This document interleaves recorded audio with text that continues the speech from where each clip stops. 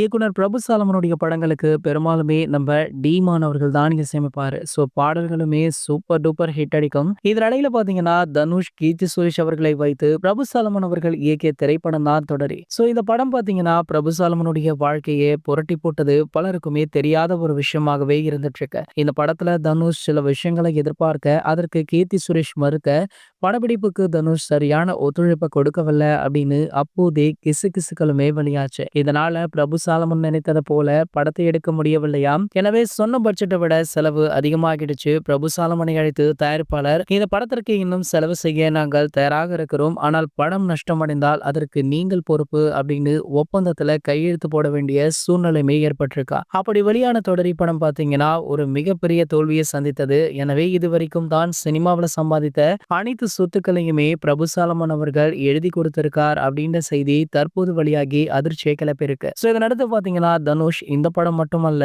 இன்னும் ஒரு சில படங்கள்ல கூட இது மாதிரி நிறைய பிரச்சனைகளை ஏற்படுத்தியிருக்காராம். ஸோ இது மாதிரி தனுஷுடைய நடவடிக்கை ரொம்பவே மோசமாக போகதான் இவரிடமிருந்து விவாகரத்து பெற ஐஸ்வர்யா முன்வந்ததாகவுமே சொல்லப்படுது. ஸோ அது மட்டும் இல்லாம இதனை சூப்பர் ஸ்டார் ரஜினிகாந்த் அவர்களுமே விரும்பினாரா. ஸோ தன்னுடைய மகள் விவாகரத்து வாங்கினால் கூட பரவாயில்ல, ஆனால் தனுஷுடன் சேர்ந்து வாழ வேண்டாம் அப்படின்னு சூப்பர் ஸ்டார் ரஜினிகாந்த் அவர்களே இதற்கு சம்மதம் தெரிவித்துள்ளதாக செய்திகளுமே கிடைச்சிருக்கு. இது போன்ற செய்திகளை பத்தி நீங்க உடனே தெரிஞ்சுக்க நம்மளுடைய சினிமா கொட்டா சேனலை மறக்காம சப்ஸ்கிரைப் பண்ணிக்கோங்க.